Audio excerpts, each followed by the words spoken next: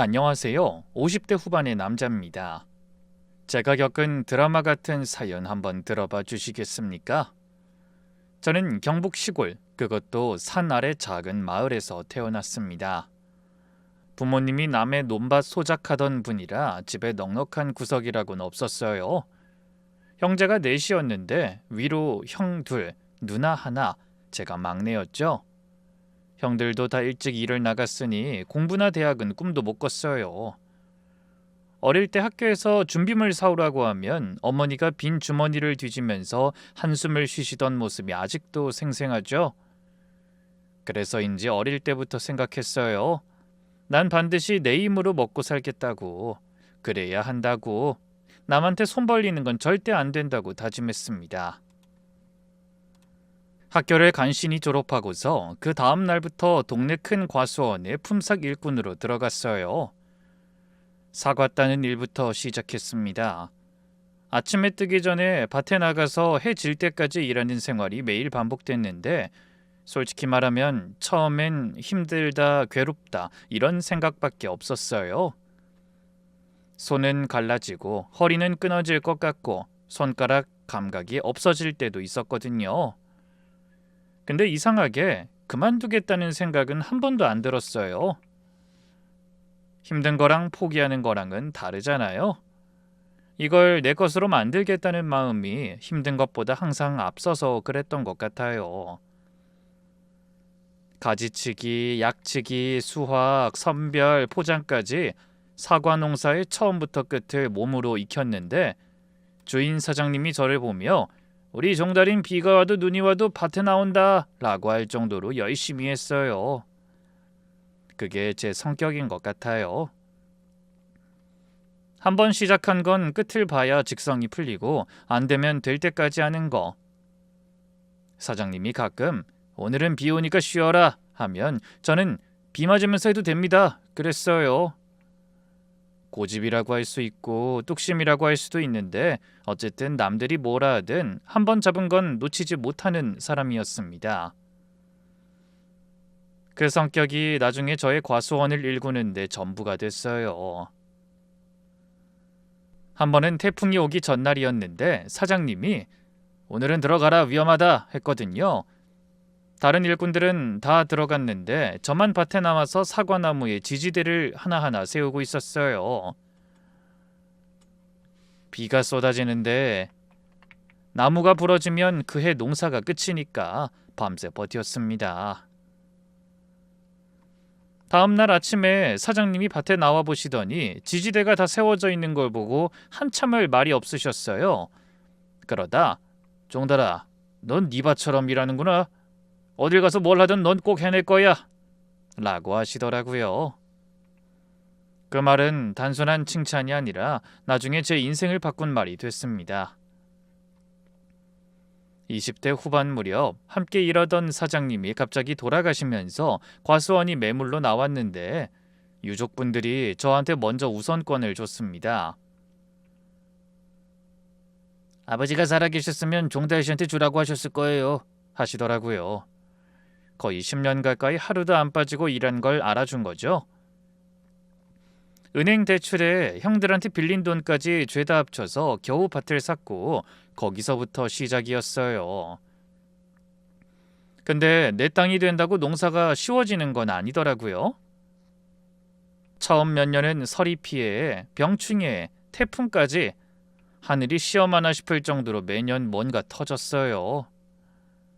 첫 해에 심은 묘목이 반 이상 죽었고 둘째 해에는 여름 장마가 길어서 사과에 병이 번졌습니다.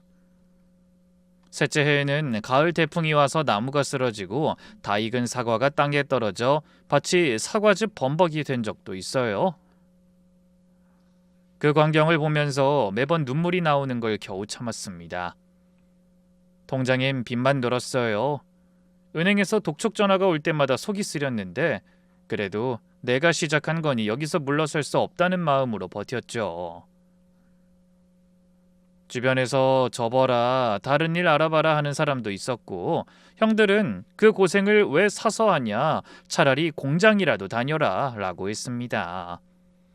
근데 포기라는 걸 알 줄 모르는 사람이다 보니 오히려 그런 소리를 들을수록 이를 악물게 되더라고요. 여전히 새벽에 밭나가서 밤에 들어오고 비가 오면 비 맞으면서 눈이 오면 눈치 오면서 매일 같은 일을 반복했어요.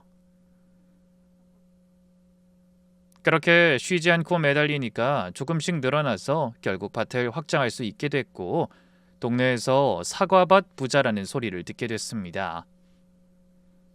사실 부자라기보다는 안 쓰고 안 쉬고 악착같이 번 거지만요.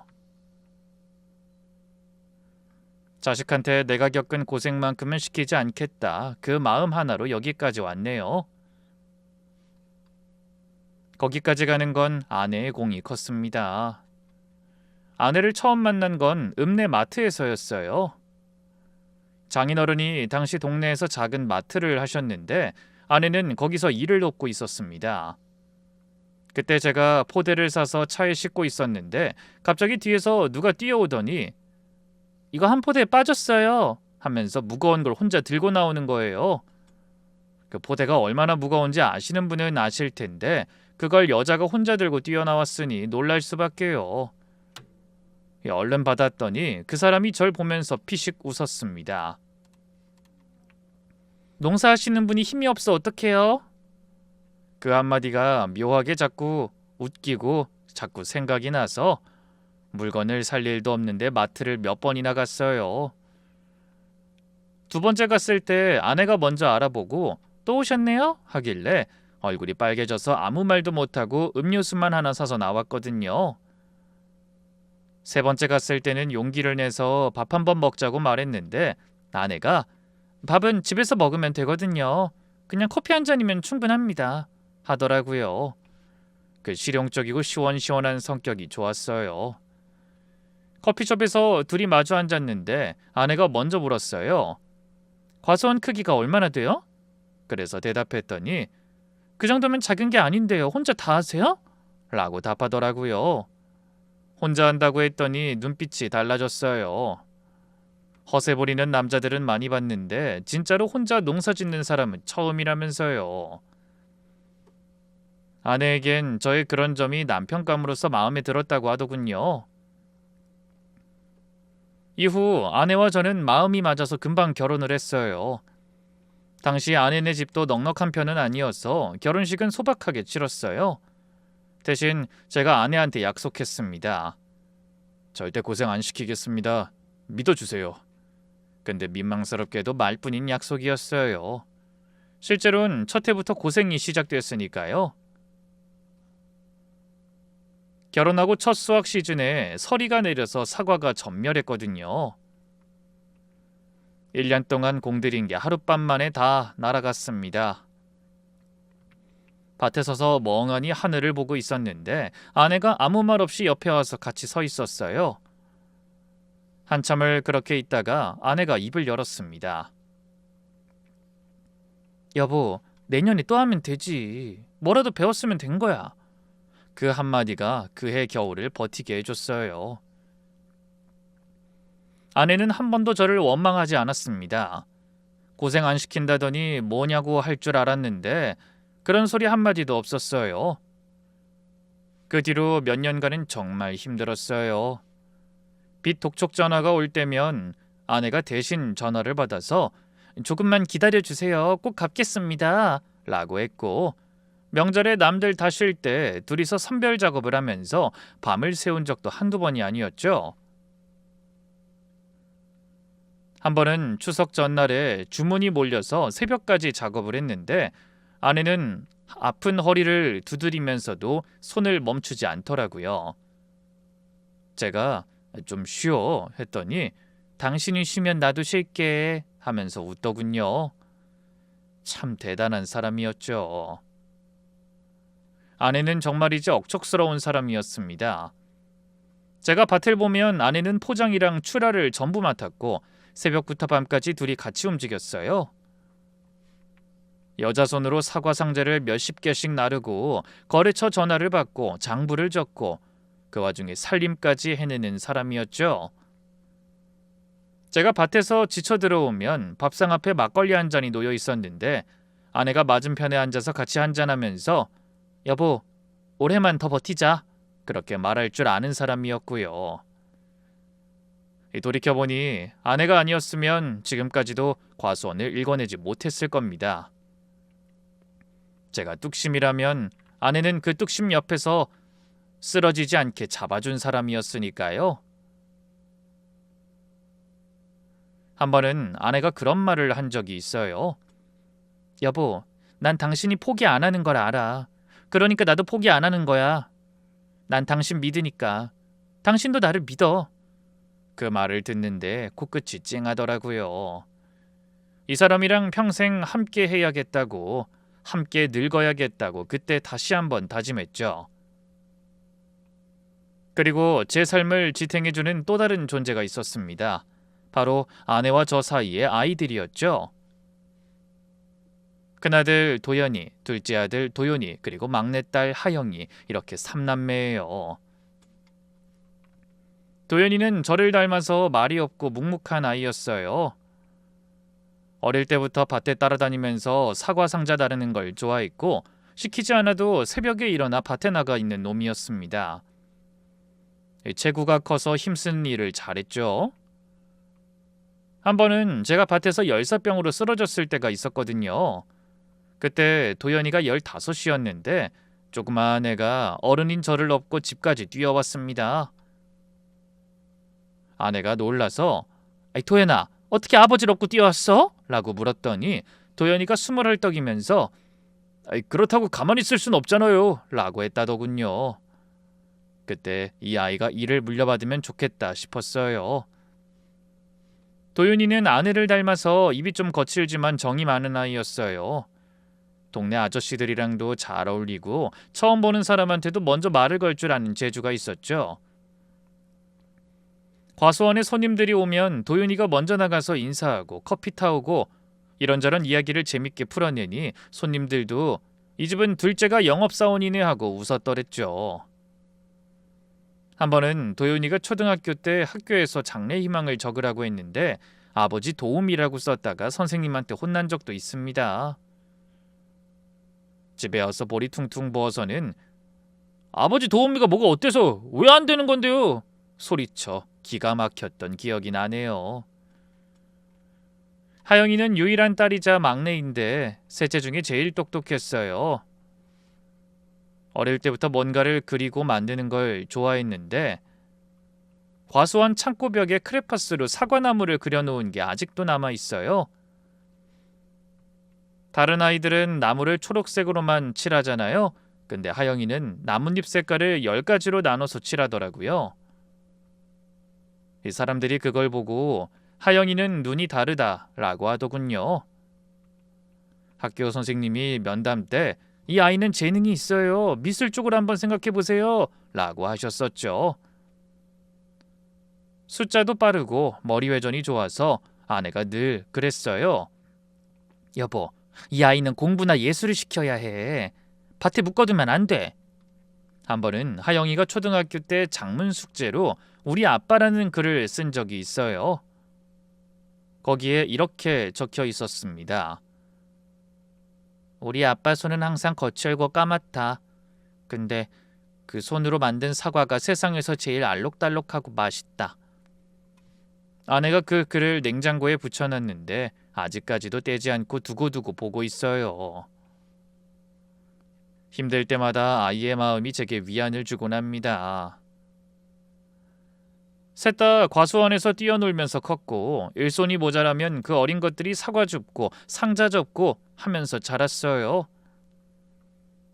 도연이가 나무에서 사과를 따면 도윤이가 밑에서 받고 하영이가 상자에 넣는 식으로 셋이 한 팀이 되어 일하곤 했는데 그 모습이 어찌나 보기 좋던지요. 저녁에 식구 5이 둘러앉아 밥 먹는 게 하루의 낙이었고 아이들이 밥 잘 먹는 모습만 봐도 제 배가 부른 느낌이었습니다. 돈은 제가 벌 테니까 아이들에겐 늘 각자 하고 싶은 걸 하라고 했어요. 그게 농사든 다른 일이든 상관없다고요. 제 말이 무색하게 도연이는 고등학교 졸업하자마자 과수원에 들어왔어요. 아빠, 저도 아빠랑 같이 일할래요. 그 한마디 딱 하고는 다음 날부터 밭에 나왔습니다. 다른 거 해봐도 된다고 했더니 다른 데 가서 뭐 하겠어요. 여기가 제일 좋은데요. 마음도 편하고 일도 잘 알고 이렇게 말하더라고요. 저처럼 고집이 있는 아이라 한번 결정하면 안 바뀌는 성격이어서 설득할 수 없었죠. 그렇지만 도연이가 밭에 합류하고 나서 제 어깨가 많이 가벼워졌습니다. 밭 관리와 수확 쪽을 맡기니까 저 없이도 돌아갈 정도가 됐고, 한 번은 제가 감기로 이틀을 누워 있었는데 도연이가 혼자서 맡은 일을 다 꺼내놔서 아내와 함께 감탄하기도 했어요. 도윤이는 도연이와 약간 다르지만 결국 비슷한 길을 걸었어요. 졸업 후에 유통회사에 취직한 도연이는 2년간 열심히 회사를 다니며 일했어요. 원래 사람 사귀는 재주가 있는 아이다 보니 회사에서도 잘하는 것 같았는데 어느 날 갑자기 집에 와서 대뜸 이런 말을 하더라고요. 아빠, 그동안 직장 생활해보니까 우리 과수원을 어떻게 하면 더 잘 풀 수 있을지 알 것 같아. 유통 구조를 내가 바꿔보고 싶은데 나도 함께 일하면 안 돼요? 처음에 솔직히 걱정이 돼서 말리긴 했습니다. 잘 다니던 회사를 왜 그만두냐고요. 근데 도윤이가 아빠, 남의 회사에서 남의 물건 파는 것보다 우리 사과 파는 게 100배 낫잖아요 하는데 그 말에 할 말이 없었어요. 본인이 그렇다면 그런 거겠죠. 도윤이가 들어오고 나서 과수원은 확 달라졌습니다. 유통 쪽 경험이 있다 보니 거래처를 넓히는 데 큰 도움이 됐고 대형마트 납품도 도윤이가 뚫었어요.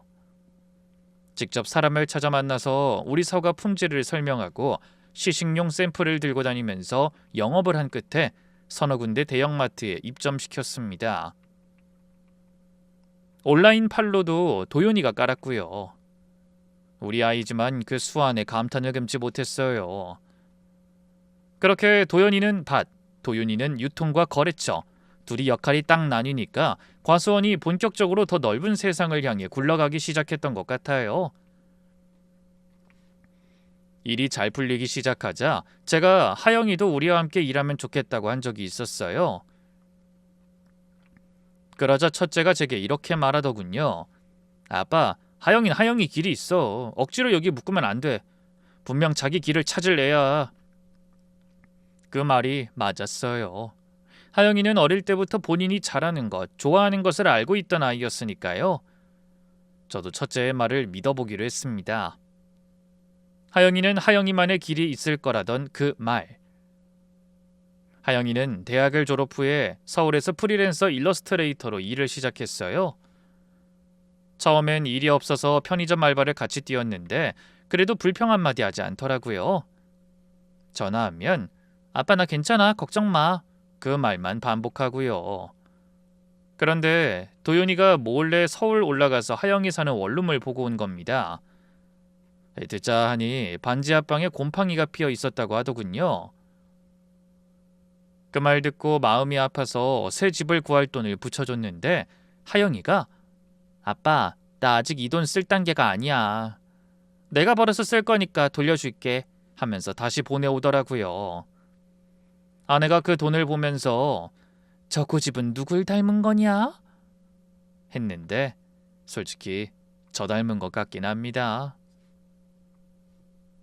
하지만 이후에 조금씩 실력이 알려지면서 출판사나 잡지 쪽에서 하영이에게 그림을 맡기기 시작했고 동화책 표지를 그린 적도 있었습니다.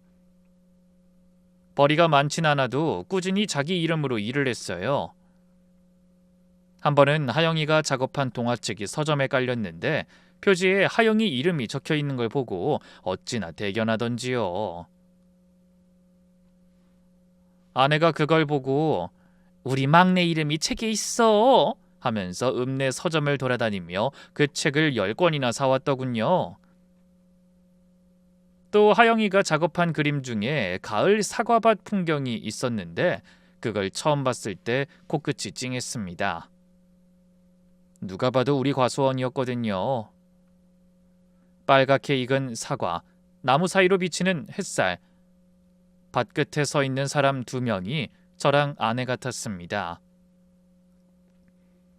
아내한테 보여줬더니 아내도 한참을 말없이 보다가 이건 액자에 넣어야겠다 라면서 정말로 액자에 넣어 보관해뒀어요.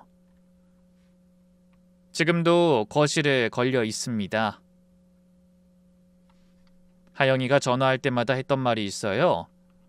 아빠, 난 우리 부모님이 세상에서 제일 멋있는 사람들인 거 알아. 맨손으로 과수원 일군 부모님이 자랑스러워. 그 말 한마디에 여태껏 힘들었던 게 다 풀렸습니다. 저에게도 자기 분야에서 최선을 다해 사는 하영이의 모습이 그 누구보다 자랑스러웠어요. 하영이가 때마다 내려와서 함께 일을 하고 저녁엔 가족들끼리 마당에서 고기를 구워 먹곤 했어요. 도란도란 떠드는 새 아이를 보면 아내와 저는 늘 이렇게 이야기하곤 했죠. 저 셋이 사이좋은 게 우리 생에 가장 감사한 일이야. 그러던 중 하영이에게 남자친구가 생긴 겁니다. 친구 소개로 만났다고 했나? 오진수라는 이름의 청년인데 서울에서 회사 다니는 직장인이라고 했어요. 나름 번듯한 회사였고 외동아들이라 부모님이랑 서울에서 같이 살고 있다더라고요. 그 몇 달 뒤에 진수가 하영이와 함께 과수원에 놀러 왔는데 처음 봤을 땐 키가 크고 잘생겨서 놀랐어요. 인사성도 바르고 눈빛도 총명해 보였고요. 도연이랑 도윤이가 사과 상자 나르는 걸 같이 해줬는데 아내가 옆에서 보더니 손이 부지런하다 라고 좋아하더군요. 얼굴이 마음에 들어서 모든 게 좋게 보이는 것 같기도 했지만요. 점심때 같이 밥을 먹는데 도윤이가 그 친구에게 이것저것 물어봤어요. 회사 어떤 데냐, 뭐 하는 데냐, 하영이한테 잘하고 있냐 이런 거요. 진수가 하나하나 성실하게 대답하는 모습이 괜찮아 보이더라고요. 다만 모은 돈이 없다는 말이 좀 마음에 걸렸습니다.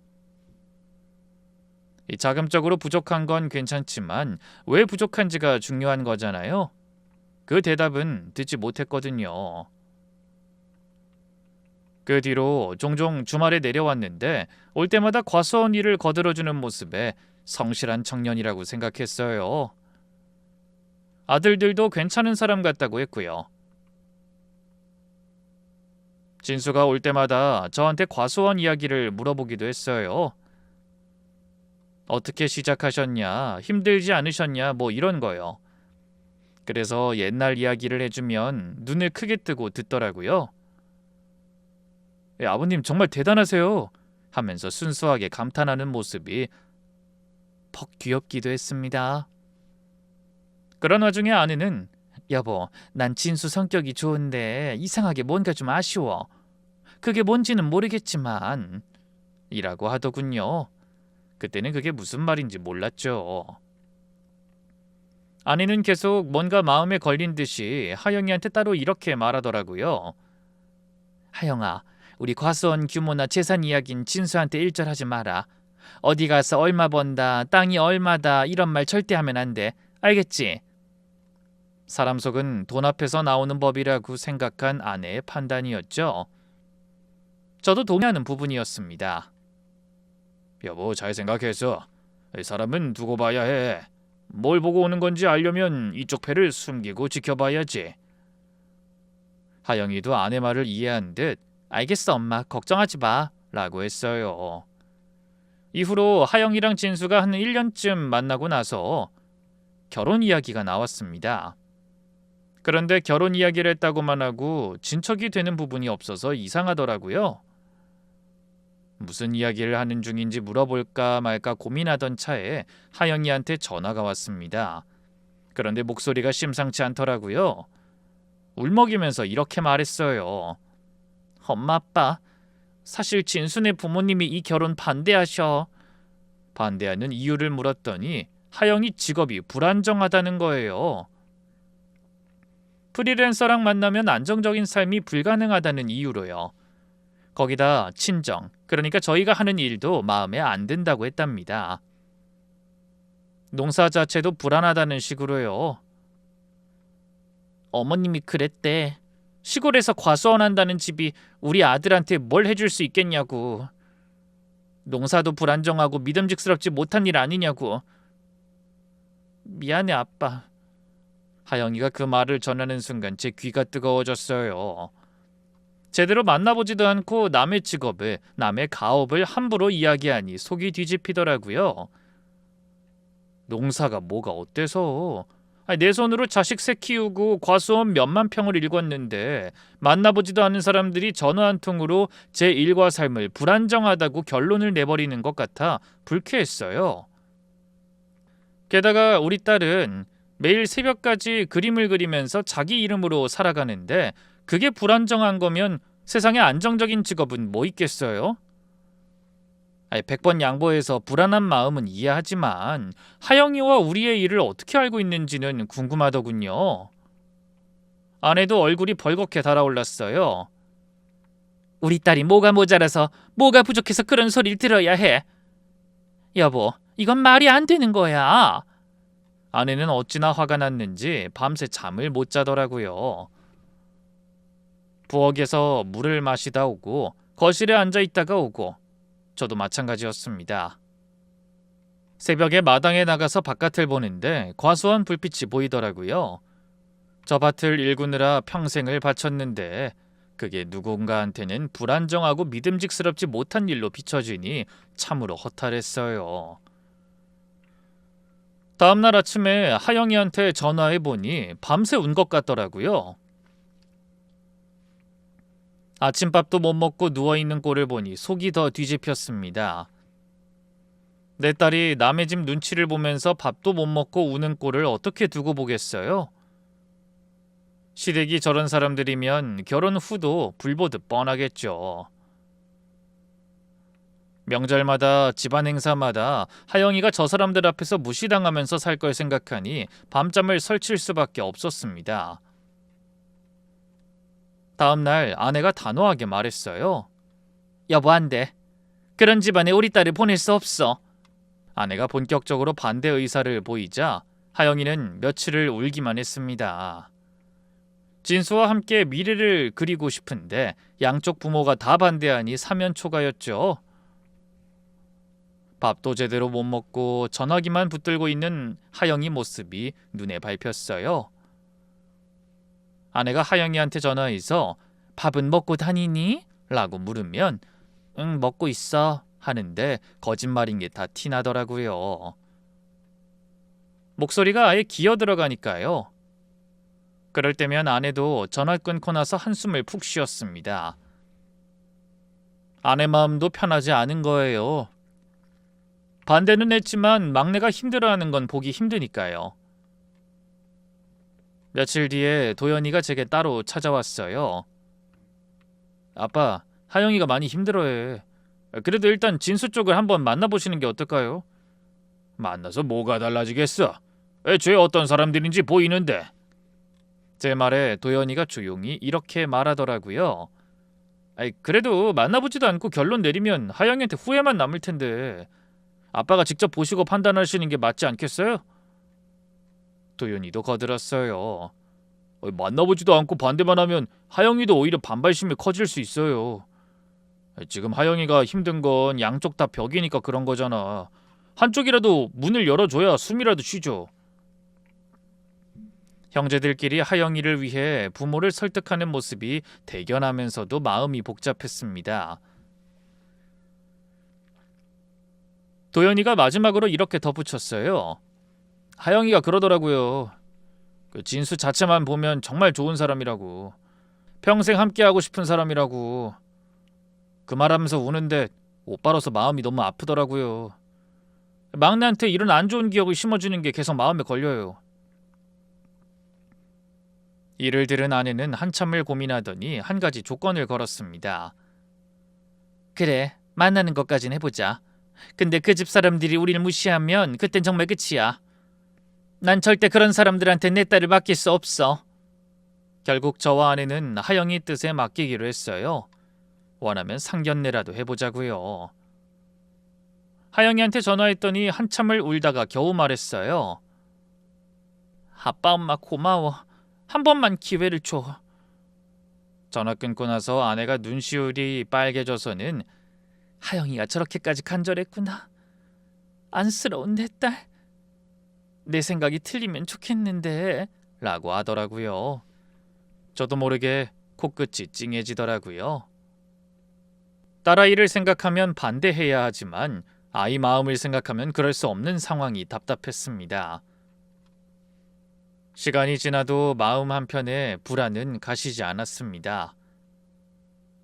만나보지도 않고 저렇게 나오는 집이면 만나서 뭐가 달라지겠나 싶었거든요. 그래서 아내에게 이렇게 말했습니다. 여보, 나는 기대 안 해. 근데 하영이한테 최소한 해줄 건 해주자는 마음으로 가는 거야. 결과가 어떻든 하영이한테 우리가 최선을 다했다는 걸 보여줘야 했어요. 그렇게 어찌저찌 상견례 날짜를 잡으려는데 아니나 다를까 처음부터 잡음이 있었어요. 하영이가 양쪽 일정을 조율하려고 전화기를 붙들고 다녔는데 진수 어머니 쪽에서 장소를 서울로 오라는 거예요. 본인들이 살고 있는 동네로요. 처음에는 그러려니 했는데 날짜도 자기들 일정에 맞춰달라고 했고 식당도 자기들이 정하겠다고 했습니다. 양가가 처음 만나는 자리인데 한쪽에서 의사도 묻지 않고 일방적으로 정해서 통보하겠다는 게 좀 그렇더군요. 저희도 일이 바쁘고 거리가 멀어서 그쪽에서 말한 그 하루에만 맞출 순 없는데 말이에요. 하영이가 중간에서 아빠, 진수씨 부모님 쪽에서 그날은 안 된대.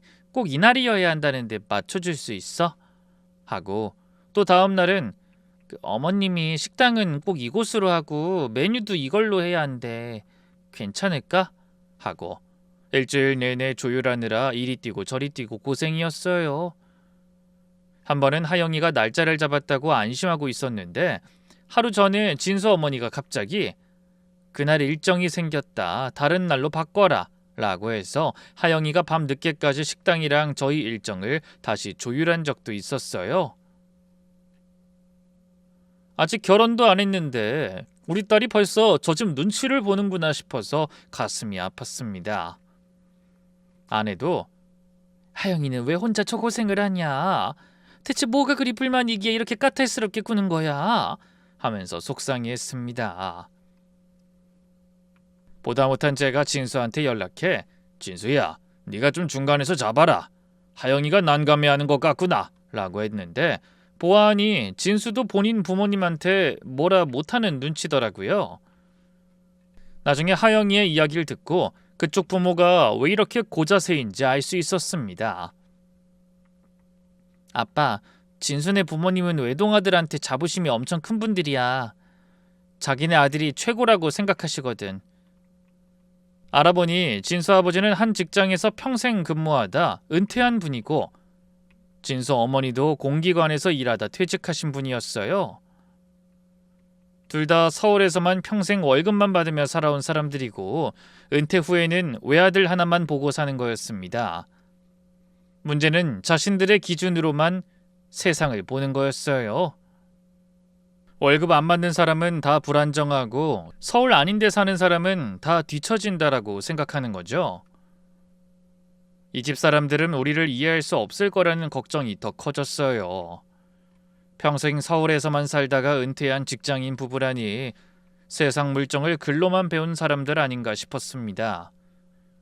시골이 어떤 곳인지, 농사가 어떤 일인지 직접 경험해 본 적 없는 사람들이 이 일을 어떻게 판단할지가 빤히 보이더라고요. 더구나 은퇴 후에 딱히 하는 일 없이 아들한테만 매달려 사는 사람들이 아들 결혼 상대를 가려가면서 골라준다는 것도 영 마음에 안 들었어요. 만나보지도 않았는데 벌써부터 이러니 결혼이 더욱 걱정될 수밖에 없었습니다. 마침 그해 과수원이 엄청 잘 됐어요. 기후가 딱 맞아서 사과 품질이 가장 좋은 시기였거든요. 당도가 높고 크기도 균일해서 대형마트 납품이 늘었고 백화점 쪽에서도 추가 주문이 들어왔습니다. 아이들도 올해 매출 역대 최고 찍을 것 같다며 흥분하더라고요. 과수원을 더 확장하기로 했고 옆밭을 추가로 매입하는 계약도 진행했어요. 일이 바빠지니까 하영이도 서울 작업을 잠깐 미루고 고향에 내려와서 포장 작업을 도왔습니다.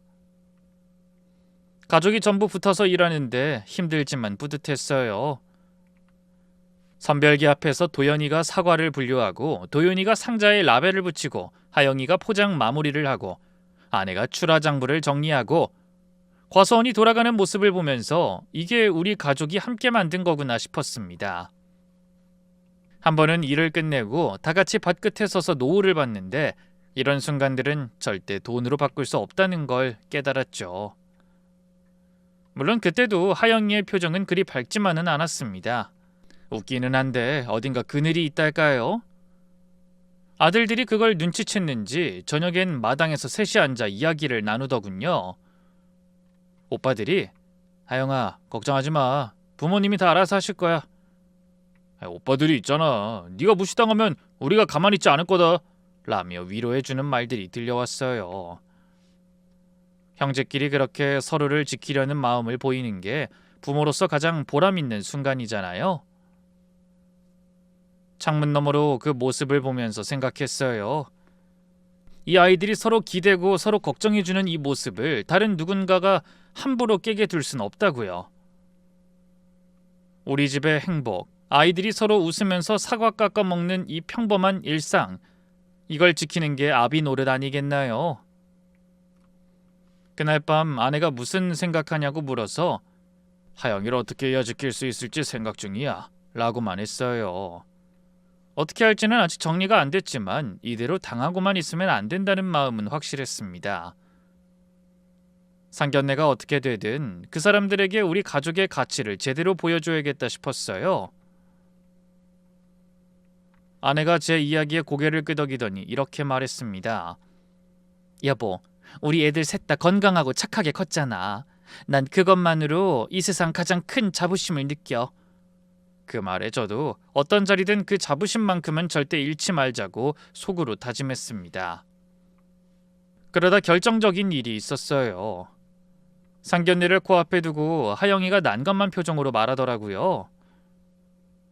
진수 어머니가 이번엔 이것저것 선물을 바란다는 거예요. 직접적으로 뭘 사와라는 아니었는데 상견례인데 빈손으로 오시는 건 아니겠지 라고 하면서 건강식품이니 뭐 좋은 것이니 넌지시 이야기했다는 거죠. 하영이가 진수한테 전해 들은 건데 진수도 민망해했다고 하고요. 어이가 없었어요. 이미 다 말해놓고 민망은 무슨. 그걸 그 자리에서 뭐라 말 못하고 하영이에게 고지고대로 여과 없이 말하는 진수도 점점 한심하게 느껴지더군요.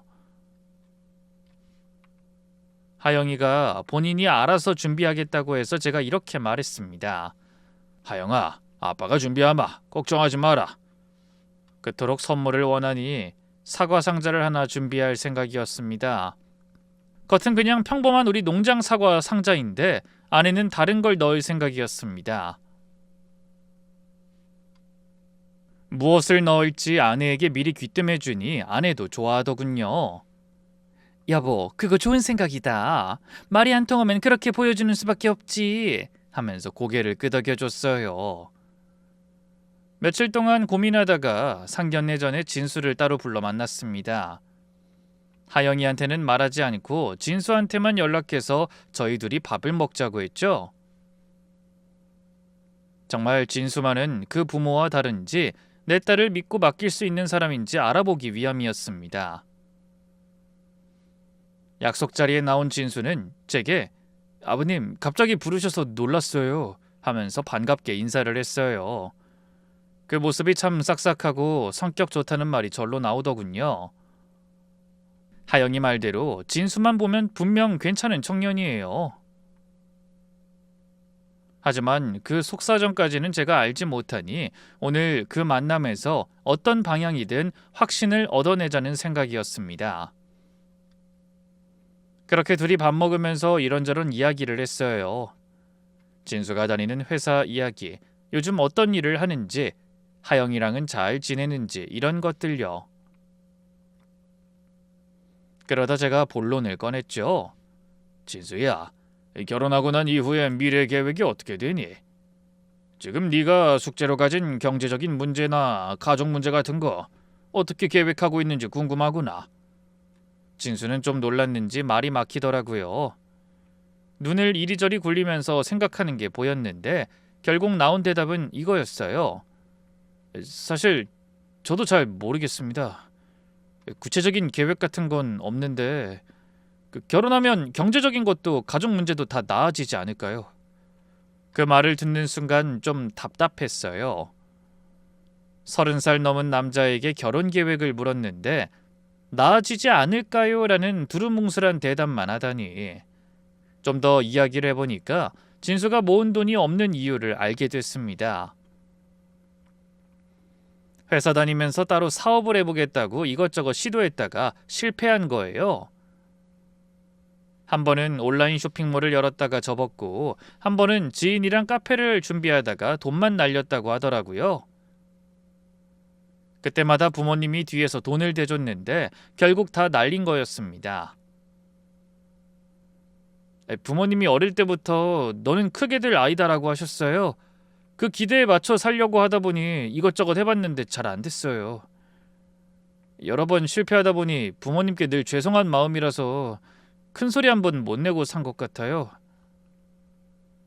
진수가 쓴웃음을 지으면서 말했는데 솔직한 건 좋습니다. 그런데 문제는 이 반성이 아니라 체념에 가까운 태도였어요. 늘 부모의 기대에 맞춰 살고 또 그늘에 가려져 살다 보니 본인이 뭘 원하는지도 모르는 사람이 돼버린 거죠. 주관이 없어진 거예요. 그래서 지금은 다른 계획 같은 건 없어? 라고 물었더니 진수가 한참을 생각하다가 잘 모르겠어요. 그 상황 봐서 사업하고 싶어지면 그때 또 시도해 볼 수도 있고요. 사업 아이템은 많거든요. 라고 하더라고요. 그렇게 사업을 말아먹고 또다시 생각하고 있는 게 놀라웠고 또 한편으론 답답했습니다. 시간이 좀 지나자 진수가 속 이야기를 했습니다. 그쪽 부모님이 늘 했던 말이 진수 네가 결혼하면 처가 쪽에서 사업 자금을 좀 도와줄 수 있으면 좋겠다. 너에겐 능력이 있어. 그걸 뒷받침해줄 집안이 분명 있을 거야. 라고 했다는 거예요. 진수도 그 말을 믿고 있고요. 그 이야기를 듣는 순간 퍼즐이 맞춰졌어요. 결혼 반대의 진짜 이유가 거기 있었던 거예요. 하영이 직업이 불안정해서가 아니라 우리 집이 돈을 안 대줄 것 같으니까 마음에 안 들었던 겁니다. 시골 농사꾼이 뭘 해주겠냐는 거죠. 밥을 먹고 나오면서 진수한테 물었어요. 진수야, 하영이를 정말 좋아하나? 진수가 고개를 끄덕이면서 네, 정말 좋아합니다. 전 하영 씨를 사랑하기도 하지만 한편으론 존경해요. 자기 일을 일군 사람이니까요. 라고 했는데 그 대답은 진심으로 들렸어요. 결국 사람 자체는 나쁘지 않은데 부모 울타리 안에서만 살아온 게 문제인 거였습니다. 모아둔 돈이 없고 자기 계획이 없고 자기 주관이 없다는 거 말이에요. 하영이를 좋아하는 마음은 있는데 그걸 지킬 힘이 없는 사람이었습니다. 결혼 후에도 자기 부모를 막을 힘이 없을 게 분명했죠. 그날 밤 집에 돌아오면서 마음을 거의 정했어요. 아내한테는 오늘 진수를 만나봤어. 착한 아이인데 그게 다야. 라고 했습니다. 제 말에 아내가 한참을 생각하더니 여보, 착하기만 한 남자는 아내를 지켜주지 못하더라고. 그건 분명해. 라고 하더라고요. 그 말이 맞았어요. 사과 상자를 전해줘야겠다는 마음이 분명해졌죠. 상견례 날이 다가왔습니다. 저와 아내, 아들들은 약속 장소와 시간에 맞춰 올라갔어요. 올라가는 차 안에서 아내가 여보, 오늘 화내면 안 돼. 최대한 차분하고 이성적으로 대하는 거야. 신사답게 라고 하며 웃었는데 반은 농담이고 반은 진심이었을 겁니다. 식당에 들어서는데 진수네 가족이 먼저 와 있었어요. 진수 아버지 어머니 그리고 진수 예비사도는 첫인상부터 까다로워 보였어요. 진수 어머니가 저희를 보더니 위아래를 훑었는데 마음에 안 들었던 건지 표정이 미묘하더라고요. 오시느라 고생하셨네요 라고 하면서도 눈은 저희 옷차림을 보고 있었습니다. 인사를 하고 자리에 앉았는데 그러자마자 진수 어머니가 아들 자랑을 늘어놓기 시작했어요. 알고 계시는진 모르겠지만 우리 진수는 명문대 나와서요 라고 하는 거예요.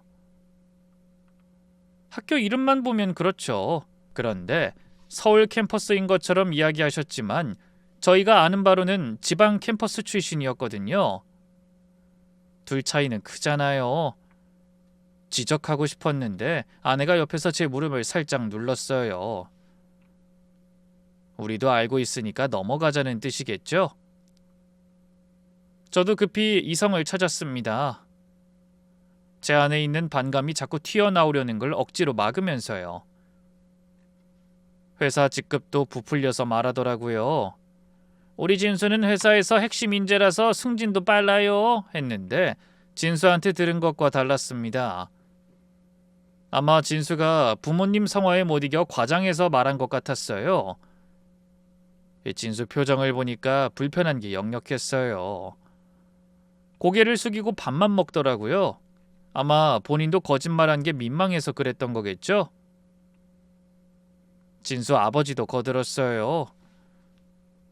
우리 아들 솔직히 이 정도면 어디서든 환영받습니다. 우릴 보고 배운 바가 커서요. 이젠 집안의 자랑이죠. 그 말을 하면서 자부심이 하늘을 찌르는데 가만히 보면 아들 자랑이 아니라 본인들 자랑이더라고요. 우리가 이렇게 훌륭한 아들을 키웠다는 그런 뉘앙스로요. 그 와중에 진수 어머니가 저희에게 물었어요. 그래서 하영 어머님 아버지, 과수원이 얼마나 되세요? 뭐 먹고 살 만큼 합니다. 너무 노골적인 질문이라 제가 이렇게 짧게 답하니 곧바로 저희를 떠보듯 말하더군요.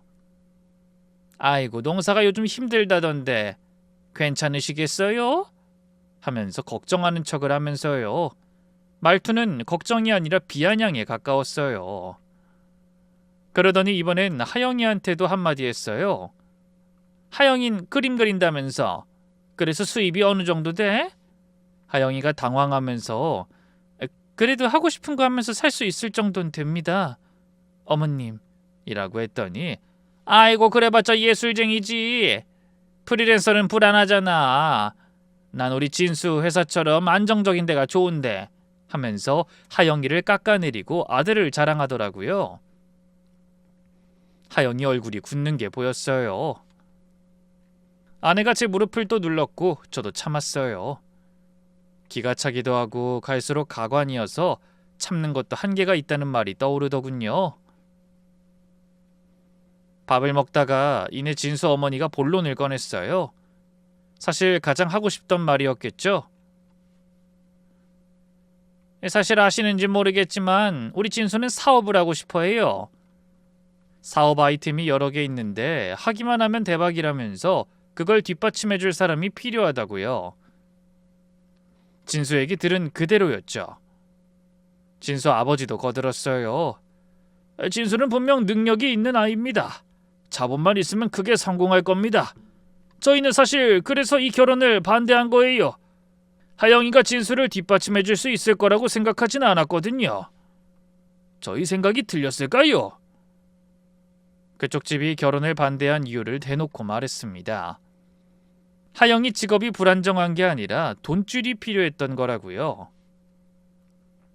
결혼 상대를 고르는 게 아니라 투자자를 찾고 있다는 뜻이었죠. 저는 그 자리에서 딱 잘랐어요. 진수 어머님 아버님, 저흰 그건 못 해드립니다. 그랬더니 분위기가 확 가라앉았어요. 진수 아버지가 목소리를 높이시면서 그 정도도 못 해주면서 딸을 보내겠다는 겁니까? 라고 하더라고요. 진수 어머니는 더했어요. 노골적으로 무시하기 시작했습니다.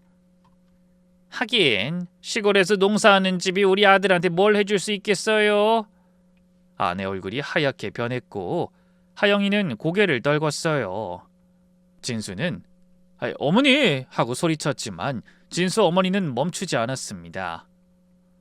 돌이킬 수 없는 결정적인 말을 내뱉었죠. 여기 있는 자식들 다 과수원에서 일한다면서요? 자식 농사 실패해서 어떡한데? 하나뿐인 딸이라도 번듯해야 하는데 그러지 못해서 속상하시겠어요. 그 순간 식당이 조용해졌어요. 진수가 어머니 그만하세요! 라며 말리자 진수 어머니는 코웃음을 치면서 뭘 그리 호들갑이니? 사실이잖아. 너 어른 말 안 들으면 후회한다. 결혼 아무나랑 하면 안 돼. 라고 했습니다. 전 가만히 앉아서 그 말을 다 듣고만 있었어요. 자식 농사 실패라 내가 새벽부터 밤까지 흙을 파면서 키운 아이들이 서로 의지하고 웃으면서 각자 자리에서 최선을 다하는 그 아이들이 실패작이라니. 도연이가 밭에서 묵묵히 땀 흘리는 모습이, 도윤이가 우리 일을 알리는 모습이, 하영이가 자기 이름으로 사는 모습이 실패했다니. 평생 자기 세상만 아는 사람들이 제 자식 사업 미천을 대다 못해 남의 집에 얹혀 살 생각을 하면서 저런 망언을 하다니 헛웃음이 나왔습니다. 아내를 봤습니다. 아내도 저를 보고 있었어요. 아내 눈에 눈물이 맺혀 있었는데 화가 나서 나온 눈물이었습니다. 더 참을 필요가 없다는 걸 둘 다 알고 있었어요. 저는 자리에서 일어났어요. 여보, 얘들아, 이만 가자. 더 있을 필요 없다. 저희 쪽 가족들이 일어서는데 진수 어머니가 뭐야, 그냥 가시게요? 그래도 상견례 자리인데 이렇게 가는 건 좀 무리하시네. 라고 하더라고요. 이젠 그런 말에 아랑곳하지 않았습니다.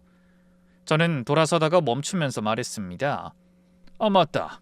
빈손으로 오기 그래서 요청하신 대로 선물 가져왔는데 두고 가겠습니다. 식당 입구에 세워뒀던 사과 상자를 가져와 테이블 위에 올려놨어요. 우리 농장 상자였습니다. 진수 어머니가 상자를 보더니 코웃음을 쳤어요. 사과? 키우던 사과를 선물이라고 가져오셨어? 아유, 대단하시네. 진수 어머니가 비웃으면서 상자 뚜껑을 열었는데 여느 순간 얼굴이 잿빛이 됐습니다. 안에는 사과가 없었어요. 서류가 있었습니다. 과수원 토지 등기부 등본, 농사법인 등록증, 연매출 내역서, 백화점 납품계약서, 그리고 하영이 앞으로 해놓은 과수원 일부 명의 이전 서류까지요. 진수 아버지가 서류를 집어들었다가 숫자를 봤는지 손을 떨더라고요. 자기들이 생각한 시골 농사꾼이 아니었던 거죠. 과수원 규모, 토지 가액, 연매출, 거래처 목록, 그 숫자들이 다 적혀 있으니까요. 진수 어머니도 옆에서 서류를 들여다보는데 아까까지 콧대 세우던 표정이 싹 사라졌어요. 본인들이 평생 회사 다니면서 모은 것보다 지금 우리 과수원의 자산이 몇 배는 됐을 테니까요. 서울에서만 살면서 시골은 다 가난할 거라고 생각한 게 얼마나 무식한 편견이었는지 깨달은 거겠죠.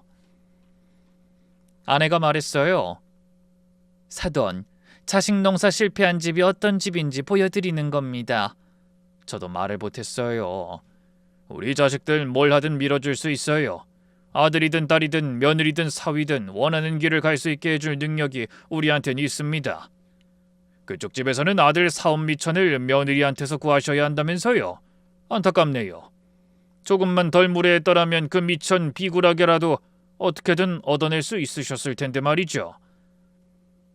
진수만 보면 뭐든 해주고 싶지만 집안을 보면 단 한 푼도 대주고 싶지 않습니다. 그 이유는 오늘 스스로의 행동을 돌이켜보면 금방 답이 나오실 겁니다. 진수 어머니가 입을 열었다 닫았다를 반복하더니 겨우 말을 꺼냈어요. 저희가 시골에서 산 적이 없어서 이런 걸 몰랐어요. 변명이었습니다. 아까까지 시골 농사라고 비웃던 사람이 서류 앞에서 고개를 못 드는 거예요. 진수 아버지도 얼굴이 빨개져서 말이 없었고 진수는 두 손으로 얼굴을 감싸고 있었습니다. 진수 어머니가 자리에서 벌떡 일어나면서 사돈 이야기 좀 나누시죠. 이대로 가면 아이들 마음이 어떻겠어요? 라고 했어요. 진수 아버지도 마지못해 우리가 경솔했습니다. 라며 붙잡는 것 같았고요. 저는 고개를 저었어요. 이 결혼은 없던 일로 하겠습니다. 이런 집안에 저희는 귀한 딸 보낼 수 없습니다. 진수 어머니가 갑자기 태도를 바꾸며 그래도 아이들이 좋아하는데 부모가 이러면 안 되지 않습니까? 이렇게 끝나면 제가 진수에게 할 말이 없지 않겠어요? 라고 했는데 속으로 웃음이 나오더라고요. 아까까지만 해도 자식 농사 실패라고 비웃던 사람이 이제 와서 아이들 핑계를 대다니요. 하영이를 봤습니다. 저를 보며 고개를 끄덕였어요. 상견례 자리에서 예비 시모모의 태도를 직접 보고 아이도 마음을 접은 것 같았어요. 진수를 좋아하지만 저런 부모를 섬기며 살아갈 자신이 없었던 거겠죠. 이번엔 진수가 하영아, 잠깐만 이야기 좀 하자 하면서 매달렸어요. 하영이가 진수를 보면서 조용히 말했습니다. 오늘 다 봤잖아. 이건 안 돼. 진수 얼굴이 일그러지더라고요. 하영이가 돌아서는데 진수가 끝까지 하영아, 내가 우리 부모님 설득할게. 내가 다 바꿀게 라고 했는데 하영이는 멈춰서지 않았어요. 제가 대신 진수한테 마지막으로 말했습니다. 진수야, 이건 너한테 하는 말이야. 부모 울타리 안에만 있는 자식은 그 어느 집에서도 환영받지 못해. 부모님이 시키는 대로 살고 부모님이 골라주는 여자를 만나고 부모님 돈으로 사업하겠다는 사람한테 누가 딸을 맡기겠나? 자기 발로 서야 해, 자기 발로. 진수가 고개를 숙였어요. 할 말이 없었을 겁니다. 본인도 아니까요. 진수 눈이 빨개지는 게 보였는데 그래도 반박을 하지 않았어요. 그게 이 청년의 장점이자 약점이겠죠? 착하고 순한데 그래서 자기 인생을 남한테 맡기고 사는 거 말이에요. 그렇게 나와서 차에 타고 나서 하영이가 뒷좌석에서 소리 없이 울었고 아내가 뒤로 손을 뻗어 하영이 손을 잡아줬어요. 아들들도 하영이를 위로해줬죠. 하영아, 괜찮아. 네가 갈 곳은 저런 집이 아니야. 입을 열면 눈물이 나올 것 같았어요. 내 딸을 데리고 도망치듯 나오는 이 상황이 분하면서도 하영이를 저 사람들한테 안 보내게 돼서 한편으론 다행이라는 생각이 들었어요. 집을 가는 길에도 진수와 그의 부모들로부터 계속해서 연락이 왔지만 받지 않았어요. 구차한 인간들과의 인연은 여기서 끝이란 마음뿐이었죠. 그 밤에 가족 5이 마당에 앉아서 고기를 구워 먹었어요. 하영이는 울다가 웃기를 반복했고 아내가 옆에서 등을 토닥여줬습니다. 도윤이와 도연이가 열심히 분위기를 띄웠고요. 그날따라 밤하늘에 별이 많았습니다. 아내가 제 옆에서 조용히 말했어요. 여보, 오늘 고생했어. 저는 당신도 라고 했고 둘이 한참을 말없이 앉아 있었어요. 이제 남은 건 하영이가 스스로 상처를 극복하고 다시 일어서길 바랄 뿐이었습니다. 파혼 후 하영이는 한동안 힘들어했어요. 서울로 올라가서 한 달 정도 연락이 뜸했는데 도연이랑 도윤이가 번갈아 올라가서 밥 먹이고 같이 있어주고 했습니다. 도윤이는 하영이 집에 가서 장을 받아 냉장고를 채워놓고 왔다고 하더라고요. 도연이는 말없이 과수원에서 사과를 한 상자 가져가서 이거 먹어봐. 올해 사과 맛있다? 하고 놓고 왔다고 합니다. 형제들이 하영이를 챙기는 모습을 보면서 이게 우리 집의 힘이구나 싶었습니다. 한 달쯤 지나서 하영이가 내려왔는데 표정이 많이 풀려 있었어요. 아빠, 나 괜찮아. 일도 다시 시작했어. 하더라고요. 새로 맡은 작업이 있는데 그림책 시리즈 일러스트라면서 스케치를 보여줬어요. 오렌지밭 배경의 동화였는데 주인공 아버지가 밭에서 일하는 장면이 있었습니다. 저를 보고 그린 게 뻔했는데 뭉클하더라고요. 그런 일을 겪고도 난 여전히 우리 딸의 마음에 있구나 싶어서요. 진수한테는 연락이 한두 번 왔다고 하는데 하영이가 받지 않았다고 합니다. 나중에 들으니 진수가 회사를 옮기고 부모님 집에서 나와 독립했다는 이야기가 있더라고요. 제가 했던 말이 좀 찔렸는지는 모르겠지만 이젠 제가 신경 쓸 일이 아니겠죠. 그 청년이 잘 됐으면 좋겠다는 마음은 있어요. 뭐 사람이 나쁜 건 아니었으니까요. 다만 우리 딸 상대는 아니었을 뿐이지. 아내가 요즘 가끔 그래요. 여보, 그때 사과 상자 안 꺼냈으면 어쩔 뻔했어. 그때마다 저는 그것보다 하영이가 제 발로 돌아선 게 더 대견하다 라고 답합니다. 사실 사과 상자가 아니어도 파혼은 했을 거예요.